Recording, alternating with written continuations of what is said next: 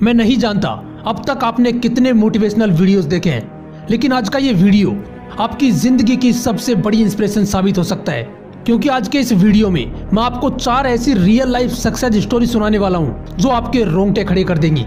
इनके स्ट्रगल के बारे में सुनकर आप एक बात अच्छे से जान जाओगे कि अगर मंजिल तक पहुंचने की ठान ली जाए तो उसके लिए असली जिद और कुछ भी कर गुजरने का पागलपन होता क्या है।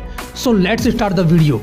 अगर पैर में मोच आ जाए तो मंजिल तो बहुत दूर की बात है, थोड़ी दूर चल पाना भी बहुत मुश्किल हो जाता है।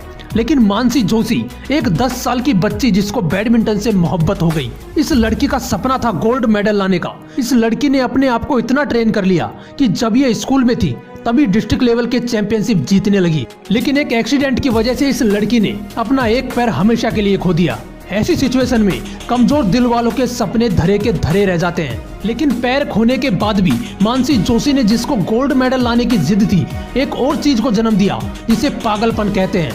2 महीने हॉस्पिटल में रहने के बाद वो लड़की वापस खड़ी होती है, प्रोस्थेटिक पैर के साथ चलना शुरू करती है, फिर दौड़ना शुरू करती है और अपने उसी जिद और पागलपन के साथ वापस बैडमिंटन खेलना शुरू कर देती है। वो अपने प्रोस्थेटिक पैर के साथ पुलेला गोपीचंद एकेडमी में जाकर बोलती है कि मुझे पैरा बैडमिंटन वर्ल्ड चैंपियनशिप जीतनी है।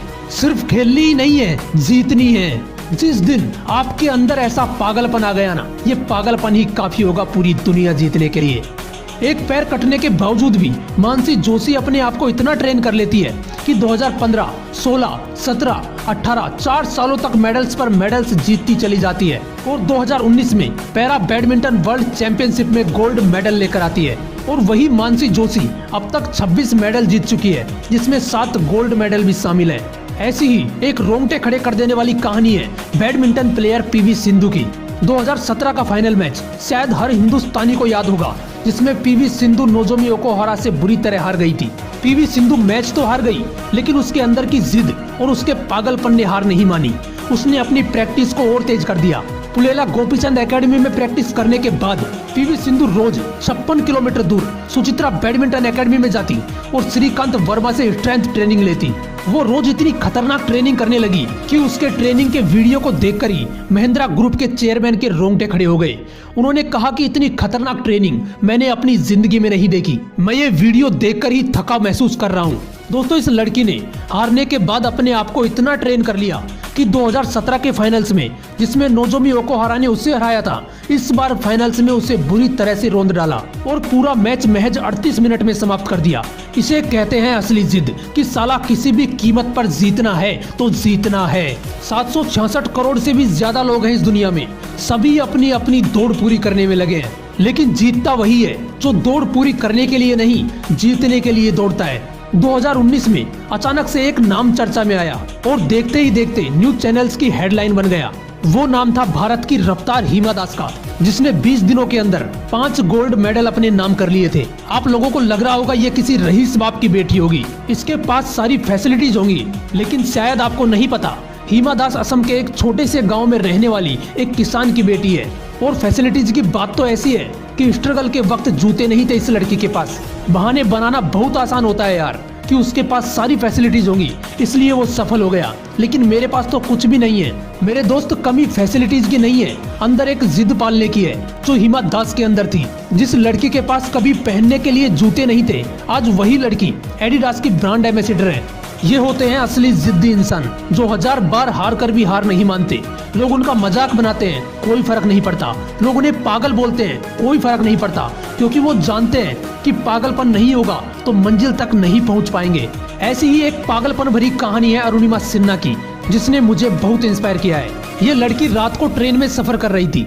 उसने गले में सोने की चैन पहनी थी। कुछ बदमाशों ने उससे चैन छीनने की कोशिश की और उसे चलती ट्रेन से कचरे की तरह बाहर फेंक दिया। दूसरे ट्रैक पर आ रही ट्रेन से वो लड़की टकराई और नीचे गिर पड़ी। जब उसने संभलने की कोशिश की तो पता चला कि उसने अपना एक पैर, जिससे उसने अब तक का सफर तय किया था, जिससे वो वॉलीबॉल प्लेयर बनने वाली थी, वो पैर उसने हमेशा के लिए खो दिया। दोस्तों, ऐसे हालात में क्या कोई सोच सकता है कि खुद को साबित करने के लिए वो लड़की दुनिया की सबसे ऊंची चोटी को फतेह कर लेगी, जिस पर दोनों पैर सलामत होने के बावजूद अच्छे धुरंधर चढ़ने से घबराते हैं।